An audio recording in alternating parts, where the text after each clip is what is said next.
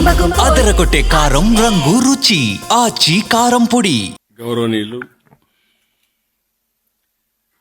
కేంద్ర మంత్రివర్యులు పెమ్మసాని చంద్రశేఖర్ గారు, సహచర మంత్రివర్గ సభ్యులు గౌరవనీయులు సత్యకుమార్ యాదవ్ గారు, గౌరవనీయులు ప్రెసిడెంట్ జిమ్ఖానా రామకోటేశ్వరరావు గారు, గౌరవనీయులు chairman building committee Gymkhana Babureddy గారు, గౌరవనీయులు రావికుమార్ త్రిపురనేని గారు, చైర్మన్ బోర్డ్ ఆఫ్ ట్రస్టీ, స్థానిక శాసనసభ్యులు నజీర్ గారు, గౌరవ శాసనసభ్యులు మాజీ మంత్రివర్యులు ఈ కార్యక్రమానికి అప్పుడే నాంది పలికారు కామినేని శ్రీనివాస్ గారు, గౌరవ సెక్రటరీ సౌరభ్ గౌర్ గారు, ఈరోజు ఒక మంచి కార్యక్రమానికి మీరందరూ కూడా సహకరించడమే కాకుండా జయప్రదం చేసినటువంటి ఎన్ఆర్ఐ డోనర్స్ అందరికీ పేరు పేరున మనస్ఫూర్తిగా నమస్కారాలు, అభినందనలు, శుభాభినందనలు. నేను చాలా కార్యక్రమాల్లో పార్టిసిపేట్ చేస్తూ ఉంటాను, కానీ ఇలాంటి కార్యక్రమాలు ఒక స్ఫూర్తినిస్తాయి.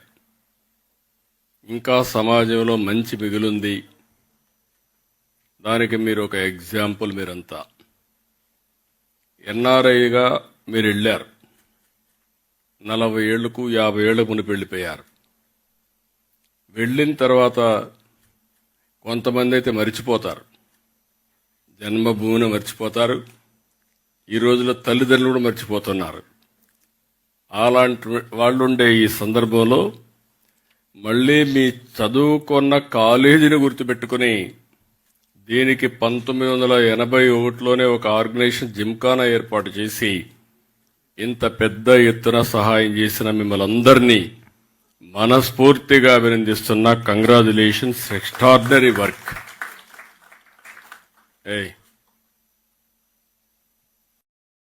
ఇదొక స్ఫూర్తి, ఇదొక పవిత్రమైన కార్యక్రమం.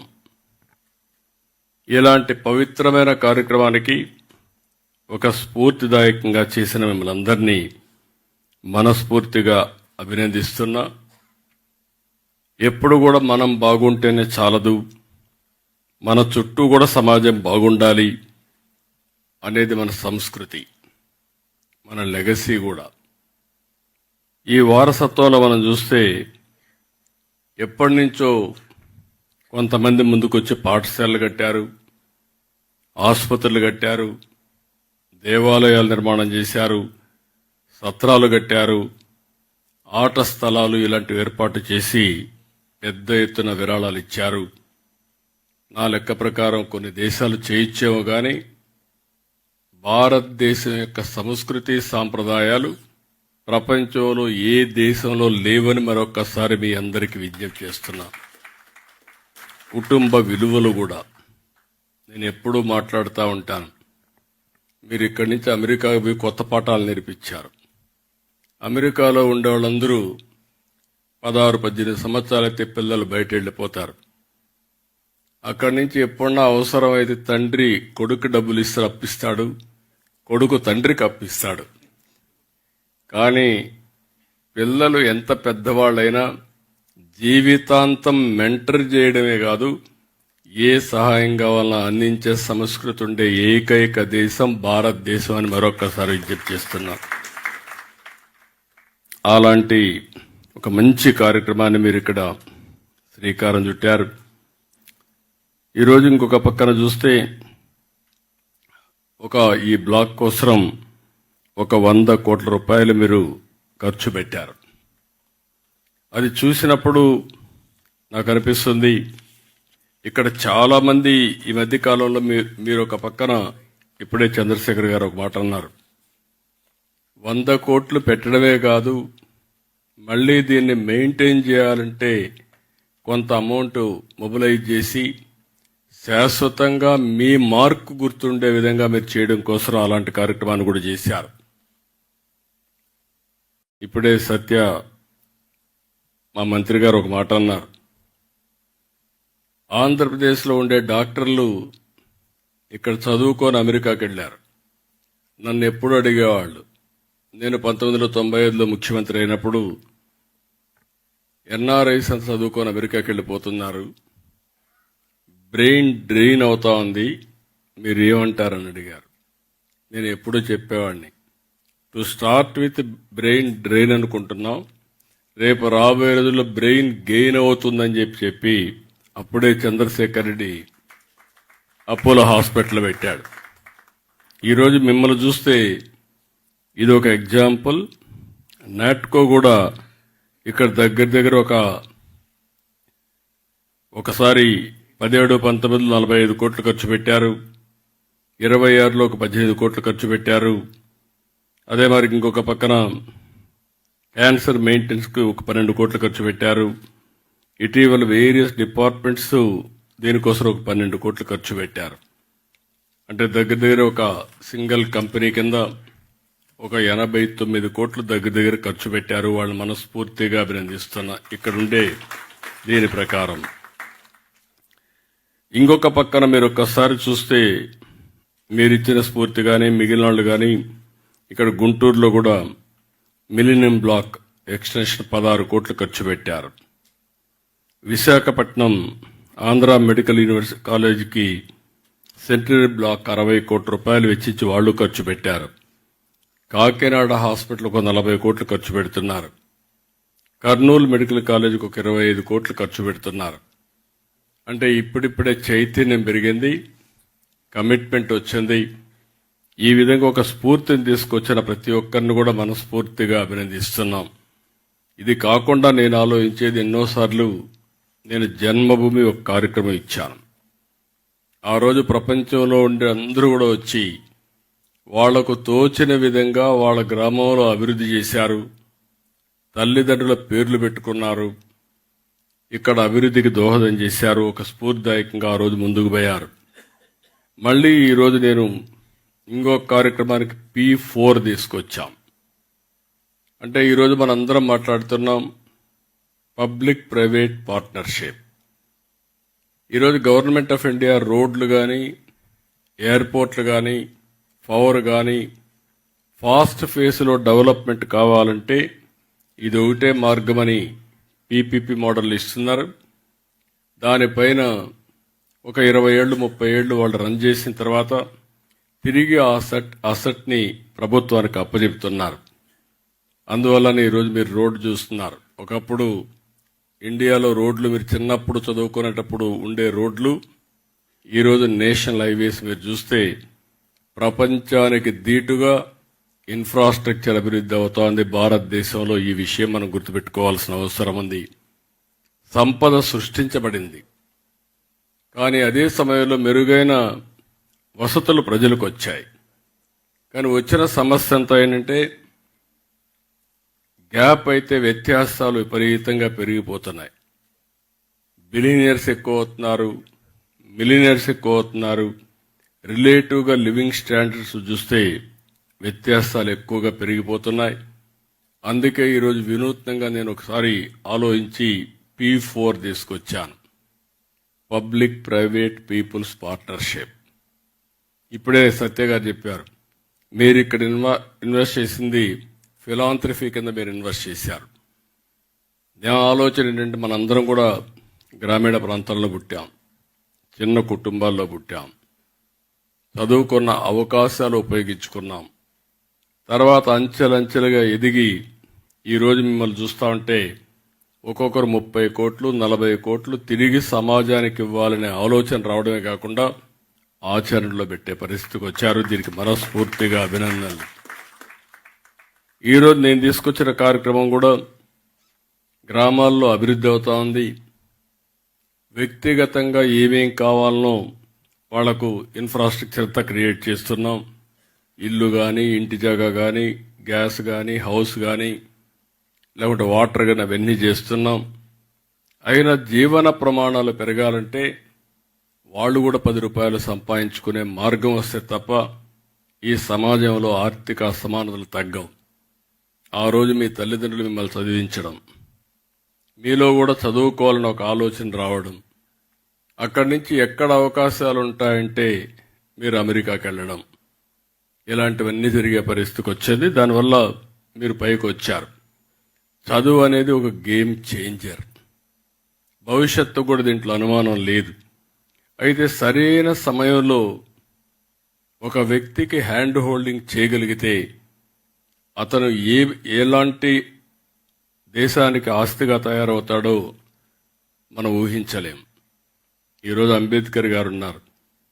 అంబేద్కర్ గారికి ఆ రోజు బ్యాంక్ ఆఫ్ బరోడా ఆయన హ్యాండ్ హోల్డింగ్ చేశాడు. ఆ రోజు చదువుకోవాలంటే 10 రూపాయలు బాంబేలో డబ్బులు ఇచ్చాడు నెలకు.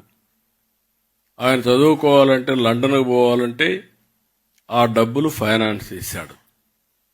ఆయన భారత రాజ్యాంగాన్ని రాసి ఈరోజు దేశంలో శాశ్వతంగా గుర్తుండే ప్రగాఢమైనటువంటి ముద్ర వేసుకోగలిగాడంటే ఆనాటి సహకారమే అది కారణం అని చెప్పి కూడా నేను మీకు తెలియజేస్తున్నా. ఇటీవల కాలంలో అబ్దుల్ కలాం గారు ఉన్నారు. అబ్దుల్ కలాం గారికి సహకరించిన ఒక అయ్యంగార్ ఆయన బయోగ్రఫీలో చాలా స్పష్టంగా చెప్పాడు. మామూలుగా బ్రాహ్మిన్స్ ముస్లిం సపోర్ట్ చేయాలంటే పెద్దగా ఇష్టం చూపిన రోజుల్లో ఆయన హ్యాండ్ హోల్డ్ చేసి ఈయనలో ఉండే మెరిట్ని చూసి పూర్తిగా ప్రోత్సహించాడు. ఈరోజు ఎంతో మంది ప్రెసిడెంట్లు వచ్చారు, కానీ అబ్దుల్ కలాంను చూస్తే నిజమైన భారత రత్నకు మారు పేరు అబ్దుల్ కలాంగా తయారయ్యే పరిస్థితికి వచ్చారు. ఇలాంటి కొన్ని ఎగ్జాంపుల్స్ మనం చెప్పుకుంటూ పోతే అందరం కూడా మామూలు కుటుంబంలో పుట్టాం. ఈరోజు ఇక్కడికి వచ్చి ఒకసారి చూస్తే నాకు చాలా సంతోషం. ఈ యొక్క గుంటూరు మెడికల్ కాలేజీలో చదివిన వాళ్ళకి దగ్గర 8 మందికి పద్మశ్రీ అవార్డులు వచ్చాయి. ఒకటి సీఎం అబిబుల్లా, సోమరాజు, జిఎన్ రావు, నాయుడమ్మ, ప్రసాదరావు, నరేంద్రనాథ్, ఇక్కడే గోపీచంద్ గారు కూడా ఇక్కడే ఉన్నారు. గోపీచంద్, అదే మరి గోపాలకృష్ణ గోఖలే. వీళ్ళందరినీ ఆ రోజు ఈ మెడికల్ కాలేజీ లేకపోతే ఈరోజు ఈ గుర్తింపులోకి వచ్చేది కాదు. రిచ్ కల్చర్ ఉండే వ్యవస్థ ఈ గుంటూరు మెడికల్ కాలేజ్. నా లెక్క ప్రకారం నాకు కరెక్ట్గా ఐడియా లేదు, కానీ మొట్టమొదటిది మెడికల్ కాలేజ్ మన ఆంధ్ర మెడికల్ కాలేజ్ ఫస్ట్ అయితే మీది సెకండ్ ఉండాలనుకుంటున్నా. అంతేనా? మీది సెకండ్ మెడికల్ కాలేజ్ 1954లో, 48, 46 స్వాతంత్రం రాక మనుపు ఎగ్జాక్ట్గా. సో ఇప్పుడు నేను తీసుకొచ్చిన కార్యక్రమం చూస్తే ఆర్థిక అసమానతలు తగ్గించడమే కాకుండా పేదరికం లేకుండా చేయాలి ఫస్ట్ ఫేజ్. సెకండ్ ఫేజ్లో ఆర్థిక అసమానతలు తగ్గించాలని ఈ కార్యక్రమం తీసుకున్నాం. దగ్గర సమాజంలో ఒక 10% చూస్తే 10, 15, 20% ఆ ప్రాంతంలో 22 లక్షల కుటుంబాలు హ్యాండ్ హోల్డింగ్ చేయగలిగితే, అయితే దానికి కావాల్సిన వ్యక్తులను కూడా మీరు చూస్తే బంగారు కుటుంబాలని హ్యాండ్ హోల్డింగ్ మార్గదర్శన పెట్టాం. ఇప్పటికి 50% రీచ్ అయ్యాం. 10,42,000 మందిని 1,02,000 మంది అడాప్ట్ చేసుకున్నారు. ఎంతవరకు చేస్తారు నేను ఇంకా ఇది చేస్తున్నా. ఇది గాని జరిగితే నిరంతరం ఆర్థిక అసమానతలు తగ్గించే వ్యవస్థకు మనం శ్రీకారం చుట్టాలి. వీళ్ళు ఒకసారి పైకి వెళితే కొంతమంది కిందికి వస్తారు, మళ్ళా హ్యాండ్ హోల్డ్ చేయడం. ఈ విధంగా మనం సమాజంలో నిరంతరం ఒక సాటిస్ఫాక్షన్ కానీ ఇంకొక పక్కన హ్యాపీనెస్ ఉండాలంటే ఇలాంటి కార్యక్రమానికి శ్రీకారం చుట్టాలనే ఉద్దేశంతోనే ఈరోజు P4 తీసుకొచ్చాం. దీనికి కూడా మిమ్మల్ని అందరినీ రిక్వెస్ట్ చేస్తున్నా, ఎంతమంది వీలైతే అంతమంది మీరు కూడా ముందుకు రావాల్సిందిగా మిమ్మల్ని అందరినీ కోరుకుంటున్నా. ఇప్పుడే ఈరోజు ఈ బిల్డింగ్ని చూస్తే 2,69,240 చదరపు అడుగుల్లో 5 అంతస్తులు శిశు ఆరోగ్య కేంద్రం ఏర్పాటు చేశారు. 600 బెడ్లు ఈ బ్లాక్లో ఉన్నాయి. ప్రసూతి విభాగం 300 బెడ్లు, పీడియాట్రిక్స్ 200, ఎన్ఐసియు, ఎస్ఐసియు, పిఐసియు వంటి విభాగాలు మిగిలిన బెడ్లున్నాయి. ఒకే డోనర్ డాక్టర్ గవిని రమాదేవి కుటుంబం ఉమాదేవి కుటుంబం 22 కోట్లు ఇచ్చారు. అలాగే నళిని వెంకటేష్ తేళ్ల 8 కోట్లు ఇచ్చారు. వాసిరెడ్డి రమాదేవి, కొండ్రగుంట వెంకట్రావు 4,32,00,000 ఇచ్చారు. మొవ్వా వేదవతి, వెంకటేశ్వరరావు 4,04,00,000 ఇచ్చారు. డాక్టర్ తేలికి చర్ల, గుడిమెడ కుటుంబాలు 3,60,00,000 ఇచ్చారు. డాక్టర్ లక్ష్మి, చౌదరి గంగా 3,40,00,000. బీనా నూతక్కి, గోపాలరావు 3,20,00,000. వీళ్లు కాకుండా మిగిలిన వాళ్ళందరూ ఇక్కడ ఉండేవాళ్ళు కానీ కొంతమంది రాలేకపోవచ్చు, కానీ 100 కోట్ల రూపాయలు ఇచ్చారు. మిమ్మల్ని అందరినీ మరొక్కసారి మనస్ఫూర్తిగా అభినందిస్తున్నా, ధన్యవాదాలు తెలియజేస్తున్నా. ఈ ప్రభుత్వం తరఫున వన్ ఆఫ్ ది బెస్ట్ కార్యక్రమం, నాకు చాలా హ్యాపీగా ఫీల్ అయ్యే కార్యక్రమం. ఎప్పుడు కూడా నేను అందరూ డబ్బులు అడుగుతారు కానీ మేము పని చేస్తామని ముందుకు వచ్చి పని చేసిన మిమ్మల్ని మరొక్కసారి అభినందిస్తున్నా. మాకు కూడా అలవాటు అయింది, ఎక్కడ పోయినా వాళ్ళు ప్రాజెక్టులు అడుగుతూ ఉంటారు, ఇస్తూ ఉంటాం. కానీ సమాజాన్ని భాగస్వాములు చేయాలనుకుంటే చాలా తక్కువ మంది వస్తారు. అందులో మీరు ముందుండడం మనస్ఫూర్తిగా ఆనందం. ధన్యవాదాలు. ప్రభుత్వం తరపున మీరంతా దీనికి ఒక 27 కోట్ల రూపాయలు ఫర్నిచర్కి కానీ ఎక్స్పెండిచర్కి అడిగారు. మా సత్య గారికి చెప్తున్నా, ఎక్కడ ఇబ్బందులు లేకుండా, మా సెక్రటరీ గారు కూడా ఇక్కడే ఉన్నారు, గౌరవ్ కూడా, ఇబ్బందులు లేకుండా క్లియర్ చేయండి. అది చేస్తే ఇంకా 10 మంది ముందుకు వస్తారు. మళ్ళీ ఎందుకు చేశామా అని విచారించే పరిస్థితి అవద్దండి. 10 సార్లు తిప్పించుకొని అవి మేము చేయగలిగితే ఆటోమేటిక్ ఇంకా చాలా మంది ముందుకు వస్తారు. చేయాల్సిందిగా నేను కోరుతున్నా. ఇంకొక పక్కన పూర్వ విద్యార్థులు ఈ బ్లాక్ నిర్మాణంతో పాటు 35 కోట్లు పెట్టి ఆడిటోరియం నిర్మించారు. వాళ్ళను కూడా అభినందిస్తున్నా. ఇప్పుడే చంద్రశేఖర్ గారు చెప్పినట్టు కొంతమంది ముందుకొచ్చి, తులసి సీడ్స్ కానీ వీళ్ళంతా ముందుకొచ్చి ఎప్పటి నుంచో పాడుబడిపోయినటువంటి బిల్డింగ్స్ అన్ని కూడా పూర్తి చేసే కార్యక్రమానికి శ్రీకారం చుట్టారు. దగ్గర ఎంపీ గారు అయితే ఒక 70-80 కోట్లు మొబిలైజ్ చేసి అవన్నీ పూర్తి చేసే పనిలో ఉన్నారు. వారిని, అందుకు సహకరించిన అందరినీ మనస్ఫూర్తిగా అభినందిస్తున్నా. ఈరోజు మనందరం కూడా ఇలాంటి పనులు చూసినప్పుడు ఒకసారి సాటిస్ఫాక్షన్ ఎప్పుడు వస్తుందంటే, డబ్బులుంటే సాటిస్ఫాక్షన్ రాదు. మనం చేసిన డబ్బులున్నా కూడా ఆ డబ్బులు సద్వినియోగం చేసి, నేను ఎప్పుడు చెప్తా ఉంటాను, చాలా మంది డబ్బులంతా పిల్లలకి ఇవ్వాలనుకుంటాం, కానీ కొంతమంది డబ్బుల్ని సద్వినియోగం చేస్తారు. పిల్లలకి ఇవ్వద్దని నేను చెప్పడం లేదు, ఇవ్వాలి. అదే సమయంలో మనకు తృప్తినిచ్చే పని తిరిగి సమాజానికి కూడా ఇవ్వాల్సిన అవసరం ఉంది. మనందరి సంపాదనలో కొంత భాగం సమాజం కోసం ఇచ్చిస్తే ఉండే తృప్తి దేంట్లో రాదని చెప్పి కూడా నేను మీ అందరికీ తెలియజేస్తున్నా. ఈరోజు ఇంకొక పక్కన మిమ్మల్ని అందరినీ చూస్తే చాలా సంతోషం. ఇప్పుడు మీరు చాలా ముందు బయట వెళ్ళారు. ఇప్పుడు మొత్తం దేశంలో చూస్తే మనం కూడా అభివృద్ధి అవుతున్నాం.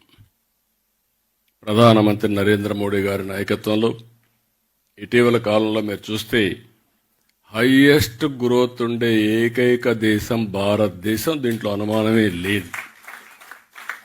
కంటిన్యూగా, కన్సిస్టెంట్గా. ఈరోజు ఇంకొక పక్కన మనం నెంబర్ 4లో ఉన్నాం. ప్రపంచంలో అతిపెద్ద ఆర్థిక వ్యవస్థ 4వది. 2028కి 3వ అతిపెద్ద ఆర్థిక వ్యవస్థగా తయారవుతాం. 2038కి 2వ అతిపెద్ద ఆర్థిక వ్యవస్థగా భారతదేశం ఉంటుంది. వికసిత్ భారత్ 2047. ఆ సమయంలో భారతదేశం ప్రపంచంలో నెంబర్ 1గా ఉండాలనేది మనందరి ఆకాంక్ష. అదే సమయంలో స్వర్ణ ఆంధ్రప్రదేశ్ విజన్ 2047 తయారు చేశాం. నిన్న కూడా సర్వే రిపోర్ట్ ఒకటి ఇచ్చారు. Amaravati is a future city, ఇలాంటి సిటీలు రావాల్సిన అవసరం ఉందని చెప్పి చాలా స్పష్టంగా చెప్పారు. నేను ఓసారి భగవంతుడు కొన్ని అవకాశాలు ఇస్తూ ఉంటారు కొంతమందికి. ఆ రోజు నేను హైదరాబాద్, సికింద్రాబాద్ 2 నగరాలు ఉండేటివి. ఆ రోజు ఆలోచించి సైబరాబాద్ నగరం రావాలి, నాలెడ్జ్ ఎకానమీకి చిరునామాగా తెలుగువారు ఉండాలనే ఉద్దేశంతో సైబరాబాద్ నగరాన్ని ఏర్పాటు చేశాం. ఇటీవల ఆ city highest per capital income తెలంగాణకు వచ్చే పరిస్థితికి వచ్చింది. ఈరోజు మళ్లీ విభజన జరిగిన తర్వాత అమరావతి నిర్మాణానికి శ్రీకారం చుట్టాం. కొంతమంది ఎప్పుడూ అంటారు, అనవసరంగా ఒక 100 ఎకరాలు తీసుకొని ఒక బిల్డింగ్ కట్టి సరిపోతుంది సెక్రటరియట్ అని. కట్టచ్చు, లేకపోతే మున్సిపల్ కార్పొరేషన్లో ఒక బిల్డింగ్ ఉంటే దాంట్లో కూడా తీసుకొని పెట్టచ్చు. కానీ జాతికి గుర్తింపు ఉండాలంటే, అన్ని ప్రాంతాలతో సమానంగా మనం ఉండాలంటే ఈరోజు మీరు చూస్తున్నారు, చెన్నై మొత్తం తమిళనాడుకి ఒక చెన్నై నగరం ఉంది, కర్ణాటకకు ఒక బెంగళూరు నగరం ఉంది, హైదరాబాద్కు ఆ రోజు నిర్మాణం చేసిన సైబరాబాద్తో కలిపి హైదరాబాద్ ఉంది. ఆంధ్రప్రదేశ్ను మళ్ళీ మనం ఒక చిన్న నగరంగానూ వదిలిపెడితే ఆర్థిక వ్యవస్థలో వెనకబడతామనే ఉద్దేశంతోనే హైదరాబాద్ కంటే మెరుగైన నగరాన్ని కట్టాలని, అది brown field, Amaravati green field city. ఈరోజు ప్రపంచంలో ఈ 30 ఏళ్లలో చాలా డెవలప్మెంట్స్ జరిగాయి, టెక్నాలజీలో మార్పు వచ్చాయి. ఆ రోజు ఐటీ గురించి మాట్లాడాను, ఇప్పుడు ఏఐ వచ్చింది. అమెరికాలో సిలికాన్ వ్యాలీ ఉంది. ఇండియాలో ఏముంది అని అడిగే వాళ్ళకి సమాధానం, ఇండియాలో క్వాంటమ్ వ్యాలీ ఉంది, అది కూడా అమరావతిలో ఉంది. ఆ రోజు సైబరాబాద్ కట్టాం, ఈరోజు క్వాంటమ్ వ్యాలీకి నిర్మాణానికి శ్రీకారం చుట్టాం. ఇంకో పక్క నాలెడ్జ్ ఎకానమీలో ఉన్నాం. ఒకప్పుడు కరెంట్ ఉండేది కాదు, ఇప్పుడు ఇంటిపైనే కరెంటు తయారు చేసుకుంటున్నాం. మీరు ఇక్కడ బిల్డింగ్ ఇచ్చారు, పైనంతా మీరు కానీ సోలార్ పెడితే కరెంటు కూడా మీరే ఇచ్చేట్టు అవుతుంది. ఆ స్టేజ్కి వచ్చేసాం. అంటే సింపుల్ అడిషన్స్ ఇవన్నీ. నేను అందుకే కొత్త కాన్సెప్ట్ తీసుకొచ్చాను, ప్రొజ్యూమర్ అని. నాకు బాగా జ్ఞాపకం, 1999 కరెంటు లేని పరిస్థితి. అసెంబ్లీలో గంటల తరబడి కరెంటు గురించి మాట్లాడేవాళ్ళు. పొలాలు ఎండిపోయేటివి, అసెంబ్లీ జరగనిచ్చేవాళ్ళు కాదు. కడా నేను అసెంబ్లీ అడ్జర్న్ చేసి పొలం చూసి వచ్చిన తర్వాతనే అసెంబ్లీ జరగనిచ్చేవాళ్ళు. ఇలాంటి సందర్భాలన్నీ చూశాను. అప్పుడే పవర్ సెక్టర్ రిఫార్మ్స్ తీసుకొచ్చా. 2004కి పవర్ షార్టేజ్ లేకుండా చేశాం, కానీ ఉండే పవర్ పోయింది, అధికారం పోయింది. హార్ష్ డెసిషన్ తీసుకున్నామని. కానీ పర్వాలేదు, ఈరోజు దేశంలో మీరు ఒకసారి చూస్తే పవర్ సెక్టర్లో నెంబర్ 1గా భారతదేశం ఉండడం గర్వకారణం అని చెప్పి కూడా నేను మీకు తెలియజేస్తున్నాను. తర్వాత రిఫార్మ్స్ అన్ని రాష్ట్రాల్లో వచ్చాయి. ఈరోజు అమెరికాలో కూడా మీకు 4 గ్రిడ్లు ఉన్నాయి. ఒక గ్రిడ్కి ఒక గ్రిడ్కి సంబంధం లేదు. ప్రపంచంలో సింగిల్ పవర్ గ్రిడ్ ఉండే ఏకైక దేశం భారతదేశం. మీ ఊర్లో తయారు చేసే కరెంటు జమ్మూ అండ్ కాశ్మీర్లో ఉపయోగించుకునే పరిస్థితి ఉంది. అలాంటి పవర్ఫుల్ గ్రిడ్ ఉంది. రెండోది సోలార్, విండ్, పంప్డ్ స్టోరేజ్కి శ్రీకారం చుడుతున్నాం. కాస్ట్ ఎఫెక్టివ్ పవర్ జనరేట్ చేయబోతున్నాం. ఒక పక్క కాస్ట్ ఎఫెక్టివ్ పవర్ వచ్చి ఇంకొక పక్క టెక్నాలజీ ఏఐ క్వాంటమ్కి వెళ్తే you can imagine tomorrow how we can do it. దానికి నాంది పలుకుతున్నాం. అందుకే నేను మిమ్మల్ని అందరినీ కోరుతున్నా, మీరు అమెరికాలో మీరుండి అక్కడ ఇది చేశారు. నాయకులు ఏ విధంగా ఉంటారో నేను ఎక్కువ చెప్పక్కర్లేదు. ప్రజాస్వామ్యాల్లో ఓసారి 1924 చాలా అవస్థలు పడ్డాను ఇక్కడ. ఒక నాయకుడు మొత్తం ఈక్వేషన్స్ మొత్తం మార్చేయగలుగుతారు. అలాంటివన్నీ అయిపోయినాయి. ఇప్పుడు నేను మిమ్మల్ని కోరేది ఫైనల్గా అమరావతిని, మీరు పుట్టినటువంటి ఈ గుంటూరు రాను రాను మీరే చూస్తారు. ఇంకొక 10 సంవత్సరాలు 15 సంవత్సరాల్లో this will be different place all together. Amaravati అంటే ఒక పక్కనే ఉండదు. ఈ Amaravati will be covered. Vijayawada corporation, Guntur corporation plus Mangalagiri corporation ఇవన్నీ కవర్ అయి ఔటర్ రింగ్ రోడ్ అనేది గుంటూరు కవతలు వస్తుంది. దగ్గర దగ్గర విజయవాడ కవతల ఇంకా దూరంగా ఎయిర్పోర్ట్ కవతలు వచ్చే పరిస్థితి వస్తుంది. ఈరోజు హైదరాబాద్లో 162 కిలోమీటర్స్ ఔటర్ రింగ్ రోడ్. రేపు రాబోయే Amaravati 182 kilometres outer ring road వస్తుంది, ఇన్నర్ రింగ్ రోడ్ వస్తుంది, స్ట్రైట్ రోడ్స్ వస్తాయి. అన్ని సర్వీసెస్ కూడా డక్లో ఉంటాయి, కన్సీల్డ్ ఉంటాయి. రోడ్లు కట్ చేసే పరిస్థితి లేదు. సోలార్ ఎనర్జీ ఏదైతే రెన్యూవబుల్ ఎనర్జీ ఉంటుంది, పొల్యూషన్ ఫ్రీ సిటీగా తయారు చేస్తాం. ఇలాంటివన్నీ పెట్టుకొని ముందుకు పోతున్నాం. ఇప్పుడు ఇక్కడ టెక్నాలజీకి వచ్చినప్పుడు నేను ఒక విజ్ఞప్తి చేస్తున్నా మిమ్మల్ని అందరినీ. ఈరోజు గోపిచంద్ కానీ కొండవాళ్ళు చాలామంది పైకి వచ్చారు, బాగా చేస్తున్నారు. ఫ్యూచర్లో మనం ఇమాజిన్ చేసుకోవాలి, personal medicine is not far away. నాకు ఐడియా ఉంది. నేను 95లో ఐటీ ప్రమోట్ చేశాను. ఎగ్జాక్ట్గా 1999, 2000లో బయోటెక్నాలజీ ప్రమోట్ చేశాను. అప్పుడు ఎవరు నమ్మలేదు. ఆ రోజు ప్రమోట్ చేసే బయోటెక్నాలజీ జెనోమ్ వ్యాలీ క్రియేట్ చేశాం. ఒక 1200 ఎకరాలు 1500 ఎకరాలు ల్యాండ్ ఇచ్చాను. ప్రైవేట్ పీపుల్ పెట్టాం. కడాన మీరు చూస్తే మొన్న కోవిడ్ వస్తే కోవిడ్ వ్యాక్సిన్ మ్యానుఫ్యాక్చర్ చేసింది భారత్ బయోటెక్. జెనోమ్ వ్యాలీ నుంచి తయారు చేసే పరిస్థితికి వచ్చారు. మన ప్రధానమంత్రి గారు ఒక 100 దేశాలకి ఫ్రీగా వ్యాక్సిన్ సరఫరా చేసే పరిస్థితికి వచ్చారు. అంటే ఆ రోజు చేశాం కాబట్టి ఈరోజు మనకు అందుబాటులో వచ్చే పరిస్థితి వచ్చింది. ఇప్పుడు నేను మిమ్మల్ని కోరేది కొత్త ప్రాజెక్ట్ ఒకటి తీసుకొచ్చాం, Sanjeevani. You are all aware, Indian mythology. లక్ష్మణుడు మూర్ఛపోయినప్పుడు బతికించుకోవాలంటే ఏం చేయాలని ఆలోచిస్తే ఒకటే మార్గం, సంజీవని మొక్క కావాలని. హనుమంతుడు పోయి సంజీవని మొక్కది లేకుండా పర్వతాన్ని తీసుకొస్తే అందులో నుంచి మొక్క తీసుకొని ట్రీట్మెంట్ ఇస్తే లక్ష్మణుడు బతికాడు, మూర్ఛ నుంచి బయట వచ్చాడు. అది చరిత్ర. ఈరోజు నేను ఆలోచించేది, టెక్నాలజీ వచ్చింది కాబట్టి లో ఉండే నాలెడ్జ్ అంతా పేషెంట్ డోర్ స్టెప్ దగ్గరికి తీసుకుపోవాలనే ఉద్దేశంతోనే సంజీవని ప్రాజెక్టుకి శ్రీకారం చుట్టాం. బిల్ గేట్స్ ఫౌండేషన్ తరపున గేట్స్ ముందుకు వచ్చాడు. నేను పూర్తిగా సహకరిస్తాను. టెక్నాలజీ నాలెడ్జ్ కూడా నేను తీసుకొస్తాను. మీరు ఒక పైలట్గా చేయమని అడిగాడు. I'm very proud. ఒక నియోజకవర్గం ముందు ప్రూఫ్ ఆఫ్ కాన్సెప్ట్ తయారు చేశాం. ఒక 70,000 మంది క్లినికల్ టెస్ట్లు కూడా చేశాం.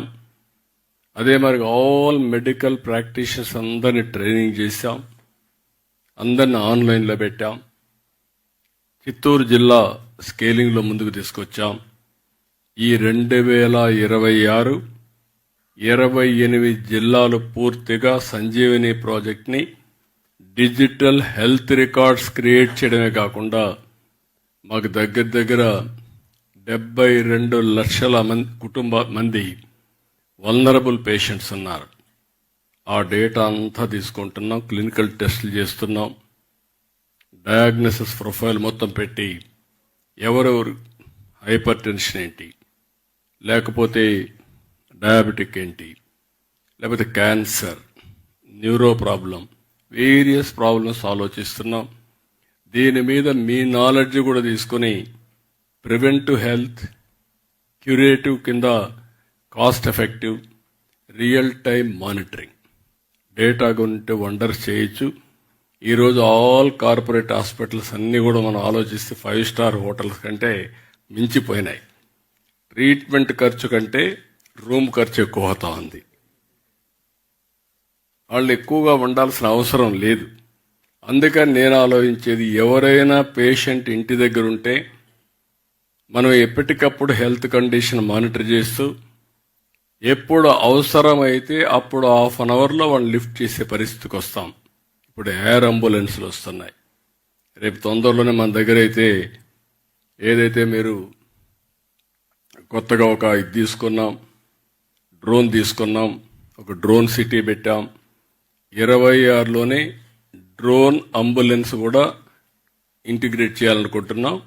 ఒకవేళ రేపు ఎవరన్నా కానీ ఇక్కడికి వస్తే ఇమ్మీడియట్గా ఇక్కడి నుంచి బెటర్ హాస్పిటల్కి షిఫ్ట్ చేయాలంటే ఈ మిద్దిపై నుంచే డ్రోన్లు దేశపోయే పరిస్థితి వస్తుంది. దానికి కూడా శ్రీకారం చుడుతున్నాం.